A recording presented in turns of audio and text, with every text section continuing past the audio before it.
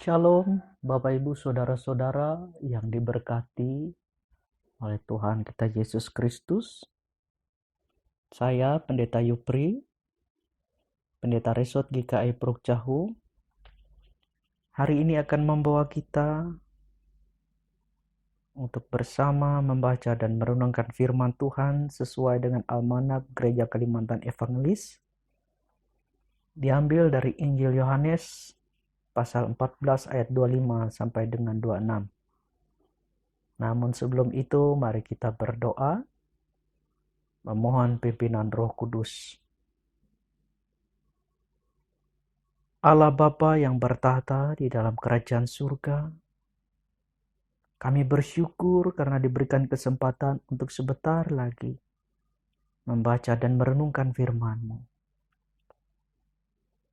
Biarlah kiranya Engkau memimpin kami dalam kuat kuasa Roh Kudus-Mu, sehingga baik kami yang menyampaikan dan jemaat-Mu yang mendengarkan firman-Mu dapat memahami dan melakukan. Dalam nama Tuhan Yesus kami berdoa. Amin. Injil Yohanes pasal 14 ayat 25 sampai dengan 26 demikian bunyinya. Semuanya itu kukatakan kepadamu selagi aku berada bersama-sama dengan kamu. Tetapi penghibur, yaitu Roh Kudus, yang akan diutus oleh Bapa dalam namaku, Dialah yang akan mengajarkan segala sesuatu kepadamu dan akan mengingatkan kamu akan semua yang telah kukatakan kepadamu. Demikian firman Tuhan. Bapak, Ibu, Saudara-saudara yang terkasih dan yang mengasihi Tuhan, Roh Kudus adalah pribadi Allah yang ketiga yang dikirim untuk menolong dan menyertai orang percaya di dunia ini. Roh Kudus ini tinggal dalam kita. 1 Korintus 3 ayat 16. Dalam nas kita hari ini, ia melakukan kehendak Allah. Itu mengajar dan mengingatkan kita, orang percaya akan firman Allah. Jadi hidup kita tiap waktu diajar dan diingatkan akan firman Tuhan. Saudara, kenapa kita perlu diajar dan diingatkan akan firman Tuhan? Hal itu disebabkan karena kita bisa lupa dan alpa saat kita berhadapan dengan beratnya masalah dan pergumulan, baik itu dalam rumah tangga, pekerjaan, pergaulan sosial dan sebagainya, yang membuat kita tertekan, gentar, khawatir, takut bahkan stres. Kita bisa lupa dan alfa akan firman Tuhan yang luar biasa, yaitu Yesus yang adalah jawaban hidup kita. Nah, ketika kita lupa dan alfa akan firman Tuhan tadi, maka hidup kita bukannya menerima berkat dan menyenangkan hati Tuhan, tapi justru jatuh ke dalam pelbagai-bagai pencobaan dan dosa. Jadi saudara-saudara, sangat penting kita diingatkan, diajar tentang firman Tuhan. Dan kita bersyukur ada Roh Kudus yang diberikan untuk mengajar dan mengingatkan kita. Biasanya Roh Kudus juga bereaksi atau bersuara, mengingatkan kita saat kita melakukan kesalahan dan dosa.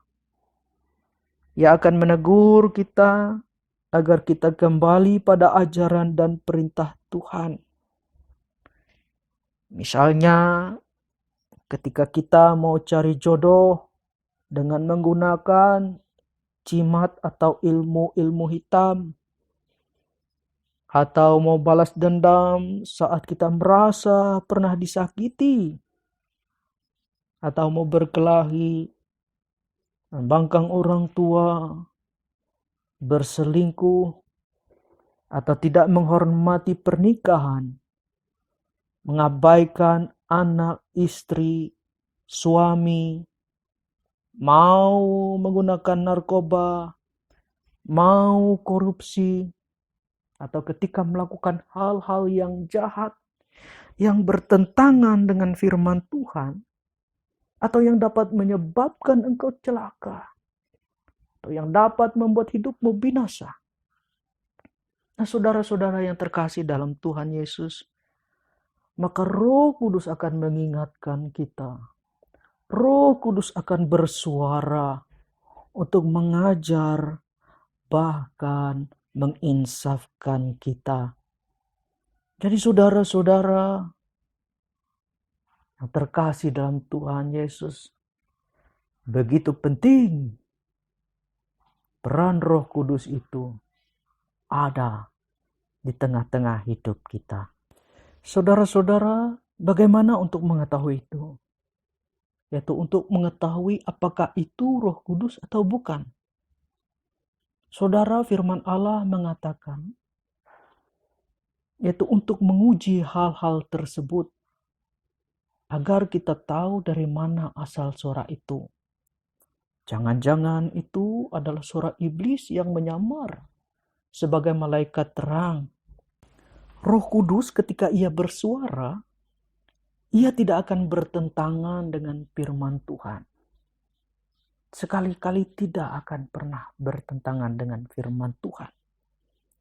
Ia tidak akan tipu-tipu, pura-pura baik, cari keuntungan, dan sebagainya.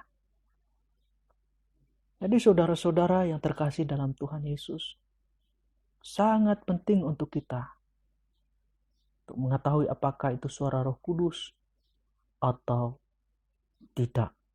Selain itu, saudara-saudara yang terkasih dalam Tuhan Yesus Kristus, untuk mengetahui apa itu suara Roh Kudus atau bukan, kita juga perlu hikmat ilahi. Dan itu hanya bisa kita dapat hanya dengan melekat kepadanya dan pada firman-Nya. Kadangkala suara hati kita atau suara iblis pun masuk dan mempengaruhi kita. Nah, tanpa kepekaan terhadap kehendak-Nya, kita pasti akan salah sehingga kita menerima petunjuk suara hati kita sendiri atau justru dari si jahat. Nah, oleh karena itu, maka ambillah waktu setiap hari untuk membangun hubungan yang akrab dengan Tuhan. Jangan menyisihkan waktu, tetapi prioritaskan waktu untuk membaca firman dan bercakap-cakap dengan Tuhan dalam doa. Semakin kita bergaul dengan firman Tuhan, semakin kita bisa membedakan manakah suara Roh Kudus, suara kita sendiri, atau suara iblis. Saudara-saudara yang terkasih dalam Tuhan Yesus, agar kita dipimpin dan diajar oleh Roh, serta tidak mendukakan Roh Kudus Allah, maka hendaklah kita mengundang Ia masuk dalam hidup kita. Kemudian kita matikan keinginan daging kita. Karena seperti yang dikatakan dalam Galatia pasal 5 ayat 17, sebab keinginan daging berlawanan dengan keinginan roh. Saudara, Roh Allah itu kudus. Karena itu marilah kita hidup kudus. Karena itu mari kita salibkan keinginan daging kita tersebut. Kita kuburkan keinginan daging tersebut. Jangan nanti ketika keinginan daging itu disalibkan, dikubur, tapi juga bangkit pada hari yang ketiga, kambuh lagi keinginan dagingnya. Tapi mari kita kubur selama-lamanya keinginan daging itu. Kita jauhkan, kita tinggalkan. Mari kita hidup kudus di hadapan Tuhan. sebab Allah kita adalah kudus. Saudara, ketika kita mau diajar oleh Roh Kudus, maka kamu akan hidup dan menyenangkan hati Tuhan, dan tentunya diberkati. Amin.